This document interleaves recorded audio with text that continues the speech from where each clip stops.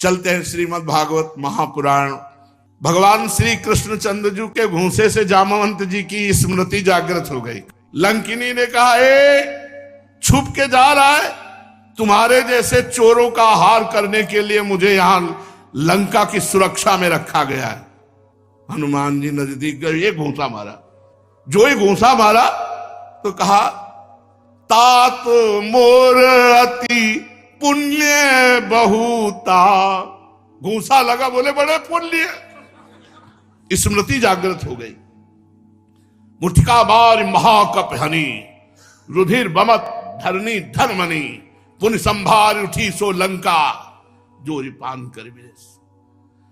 जब रावण ब्रह्म बर दीन्हा, चलत बिरंच कहा मोई चीन्हा, विकल हो सित कप के मारे, तब जाने निश्चल संहारे। तात मोर अति पुण्य बहुता, देखियो नयन राम कर दूता। तात स्वर्ग अपवर्ग सुख धरी, तुलाए कंग तूलन ताय सकल मिली, जो सुख लव। हनुमान जी ने प्रवचन नहीं किया था, स्मृति जागृत हो गई। घूंसे से स्मृति जागृत। मैं आज धन्य हो गई भगवान के दास का दर्शन। तो जय जामवंत के कितने दिन युद्ध हुआ था जानते हो? 28 दिन।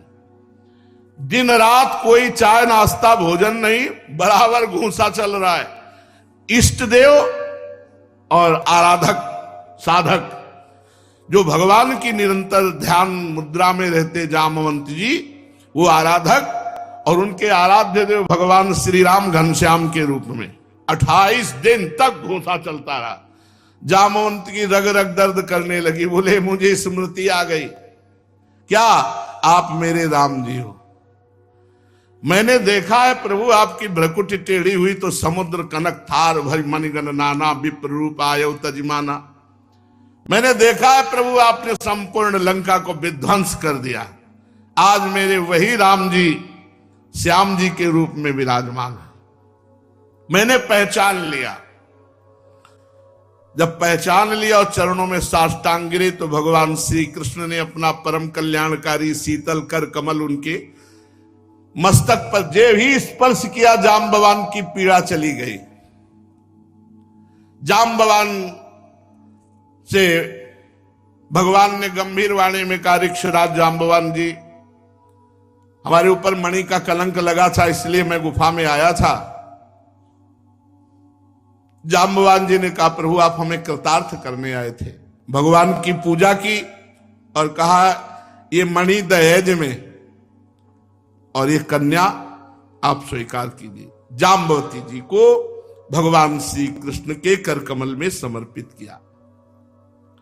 अब यहां भगवान श्री कृष्ण जिन द्वारिका वासियों को कह गए थे कि रुकना जब तक हम वापस ना आवे, एक को नहीं थे।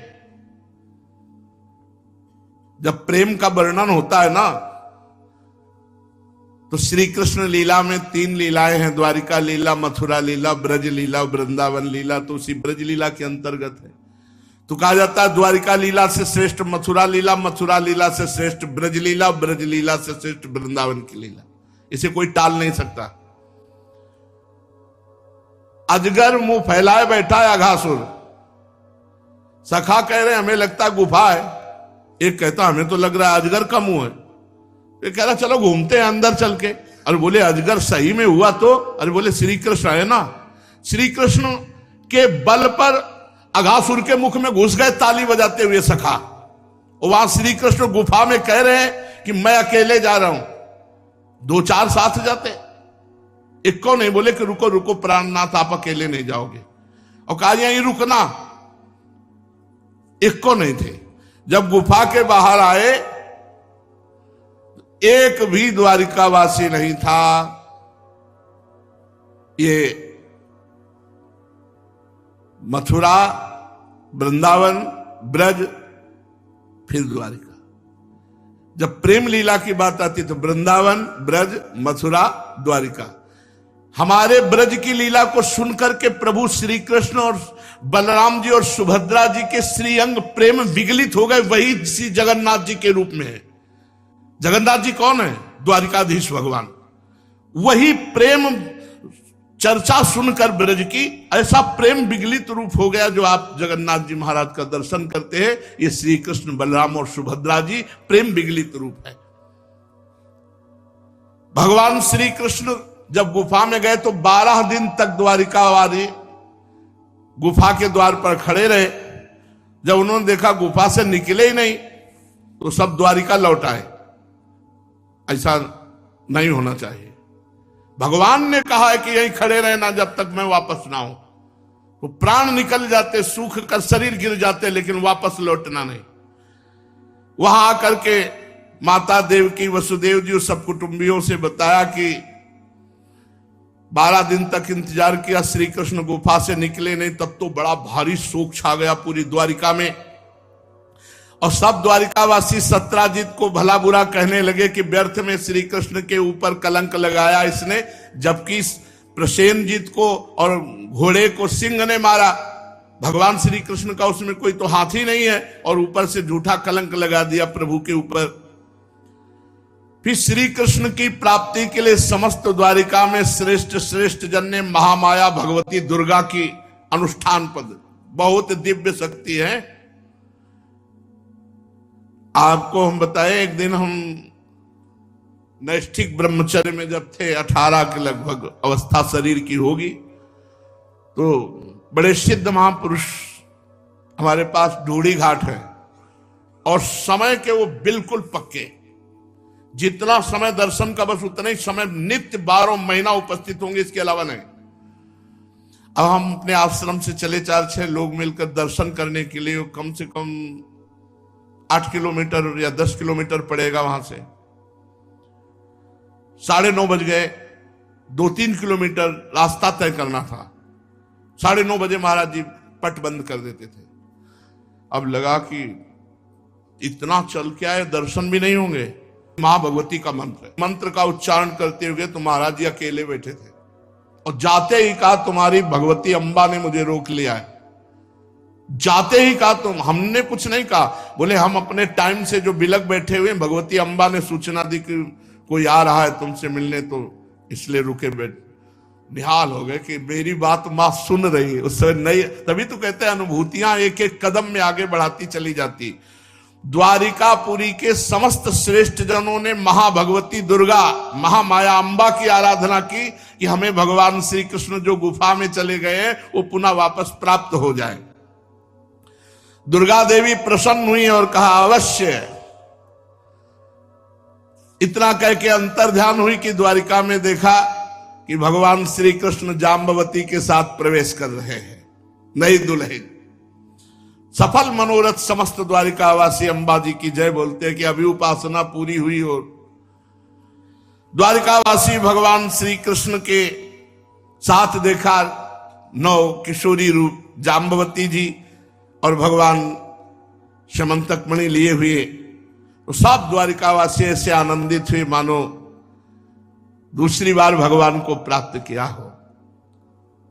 सत्राजित को राजसभा में बुलाया गया उग्रसेन जी के सामने, और भगवान श्री कृष्ण ने मणि दी और कहा, व्यर्थ में झूठा कलंक लगाया था, ऐसा ऐसा ऐसा हुआ, पूरा बताया। मणि सत्राजित को सौंप दी। सत्राजित बहुत लज्जित हुआ और क्षमा मांगा कि हमने अज्ञान में आपके ऊपर दोषारोपण किया। मणि ले ली, पर उसे बहुत चुभा कि मैं निर्दोष भगवान श्री कृष्ण पर ऐसा दोष लगाया। बड़ा पश्चाताप हो रहा था। वो घर गया, लेकिन उसे चैन नहीं पड़ा कि मैंने भगवान श्री कृष्ण पर ऐसा दोष क्यों किया। वो रात दिन जलने लगा और भयभीत ही हो रहा था कि इस अपराध से मेरा मार्जन कैसे हो, कैसे मैं श्री कृष्ण को प्रसन्न करूं। मैं बड़ा क्षुद्र अदूरदर्शी हूं, कैसे अपने अपराध का। तो सत्यभामा पर दृष्टि पड़ी, सत्राजित की पुत्री है।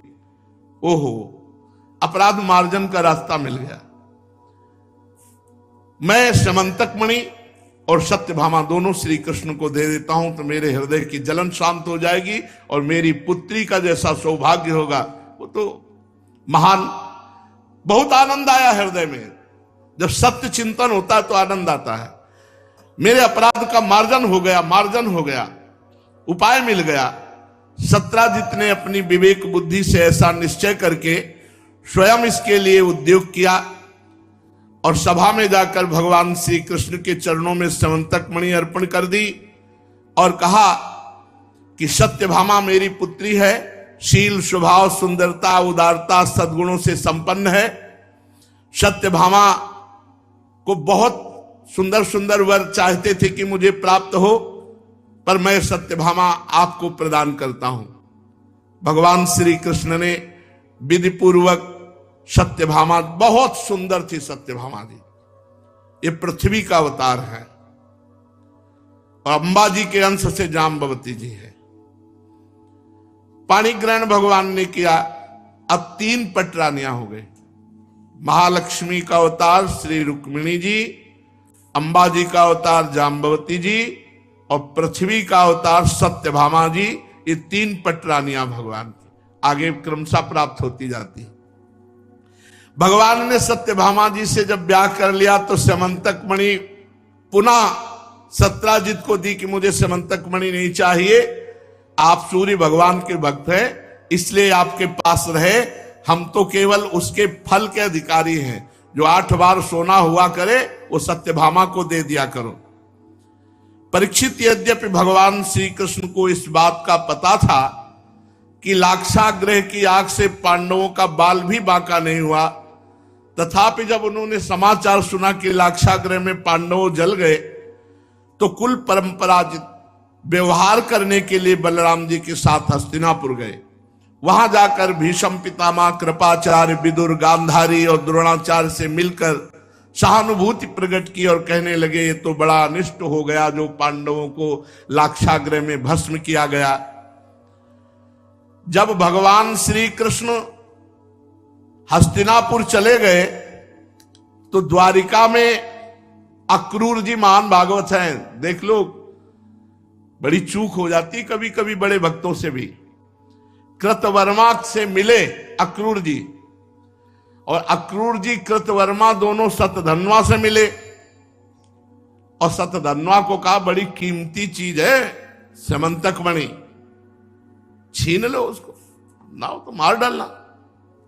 सतधन्वा को भड़काया अक्रूर जी और कृतवर्मा और कहा देखो सत्राजित श्रेष्ठ कन्या सत्यभामा का विवाह हमसे करने के लिए कह रहा था, कृतवर्मा ने कहा, और वो श्री कृष्ण को दे दिया। सुनो अब ऐसा उपाय करो जहां प्रसेनजित गया है ना वहीं सत्राजित को भी पहुंचा दो। अक्रूर जी और कृतवर्मा ने भड़काया सतधन्वा को। सतधन्वा तो पापी था ही, उसके सर पर मृत्यु नाच रही थी इसलिए बात समझ नहीं पाया। अक्रूर जी और कृतवर्मा के बहकाने पर उनकी बात में आ गया और वहां गया तो देखा सत्राजित सो रहे और मणि एक दिव्य स्थान में रखी। तो सतधन्वा सत्राजित को मार डाला। अब स्त्रियां चिल्ला पड़ी वहां घर की। सतधन्वा कोई भी आवाज पर विचलित नहीं हुआ, सत्राजित को मारकर मणि लेकर वहां से चंपत हो गया। रास्ते में अक्रूर जी मिले, उनका मणि मुझे दे दे, तेरे पास मणि नहीं तो मार डाला जाएगा, तू ऐसे तो तू बच जाएगा। अक्रूर जी ने मणि अपने जेब में डाली, काशी निकल गए। बड़ा विचित्र खेल है। अब सत्यभामा जी जब देखा कि पिता मार डाले गए तो बड़ा शोक हुआ, वो हाय पिताजी विलाप करने लगी। इसके बाद सत्राजित के शव को तेल के कढ़ाई में रखवा दिया गया और हस्तिनापुर को गई और बड़े दुख से भगवान श्री कृष्ण से अपनी पिता की हत्या का वृत्तांत सुनाया। भगवान को सब कुछ पहले से पता था। अनजान बनते हुए कहने लगे, अरे आंखों में आंसू भर के, अरे हमारे ससुर की हत्या हो गई, हम पर तो भारी विपत्ति आ गई, वैसा ऐसे कहकर विलाप करने लगे। इसके बाद भगवान श्री कृष्ण सत्यभामा और बलराम जी हस्तिनापुर से द्वारिकापुरी लौट आए। पूरा पता लगाया, पता चला अक्रूर जी और कृतवर्मा ने भड़काया था। सतधन्वा मार करके सत्राजित को मणि लेकर भाग गया। जब सतधन्वा को मालूम हुआ कि यह बात श्री कृष्ण को पता चल गई, बहुत डर गया। उसने प्राण बचाने के लिए कृतवर्मा से कहा, तुमने कहा था कि मार डालो, मणि छीन लो, अब हमारी सहायता करो।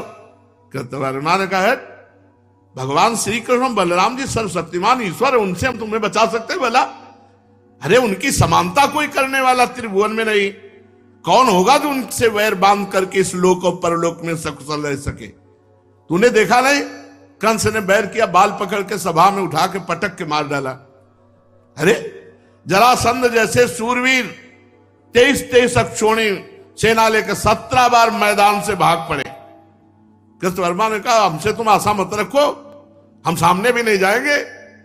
सत्यधन्वा को टका सा जवाब दे दिया। अक्रूर जी के पास गए और कहा, अक्रूर जी सहायता करो, मणि तो आपके पास है, आप हमारी सहायता करो। अरे उनका पागल हो, ऐसा कौन है जो सर्वशक्तिमान भगवान श्री कृष्ण को जानते हुए भी उनसे वैर विरोध ठाने? अरे खेल खेल में विश्व की रचना करने वाले, पालन करने वाले, संहार करने वाले श्री कृष्ण कब क्या करना चाहते हैं ब्रह्मा भी नहीं जानते हैं, हम उनसे वैर लेंगे? अरे सुन, नीरे 6 दिन के बालक थे तब पूतना को मारा था। 7वें वर्ष में गिरिराज, गोवर्धन, अकासुर, बकासुर, ये सब जो नन्हे से बच्चे 7 दिन तक गिरिराज को उठाए रहे, अरे उन भगवान को हम केवल नमस्कार करते हैं, हम तुम्हारा कोई सहयोग नहीं करेंगे। हे श्री कृष्ण, तुम्हें बार बार नमस्कार।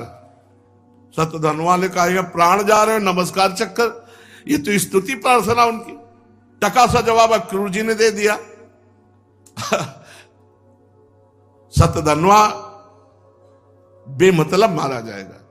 अब ये अपनी जेब में समंतक मणि रख करके काशी चल दी कि सामने ही नहीं पड़ेंगे भगवान के। सत्यधन्वा ने एक घोड़ा चयन किया जो 100 कोस लगातार एक सांस में दौड़ सकता था, बड़ी फुर्ती से भागा। भगवान को पता चला तो श्री कृष्ण और बलराम दोनों रथ पर सवार हुए, जिस पर गरुण ध्वज विराजमान है उसमें अपने घोड़ों से जुतो। भगवान के घोड़े तो मन के वेग के समान। तुरंत पहुंच गए सत्यधन्वा के पीछे। सत्यधन्वा कहां पहुंच चुका था? द्वारिकापुरी से मिथिलापुरी के निकट। इतना तीव्र गति। अब सत्यधन्वा का घोड़ा गिर पड़ा। भगवान रथ छोड़कर पैदल भागे, उसको पकड़ लिया और सुदर्शन चक्र को आदेश किया। गर्दन उड़ा दी सुदर्शन चक्र ने। अब पूरे कपड़े सब ढूंढ डाले, कहीं समंतक मणि नहीं मिली। जब समंतक नहीं मिली तो भगवान श्री कृष्ण ने बलराम जी से कहा, मार तो डाला उसको, उसके पास मणि थी ही नहीं, हमने व्यर्थ में मारा, क्योंकि समंतक मणि तो उसके पास है नहीं। बलराम जी ने कहा, इसमें संदेह नहीं कि सत्यधन्वा ने समंतक मणि किसी न किसी के पास रख दी होगी। अब तुम द्वारिका जाओ, हम यहां जब नजदीक आए हैं तो विदेहराज जनक से मिलकर थोड़ा सत्संग करेंगे। तो शेष चर्चा आगे। श्री राधा वल्लभ लाल की।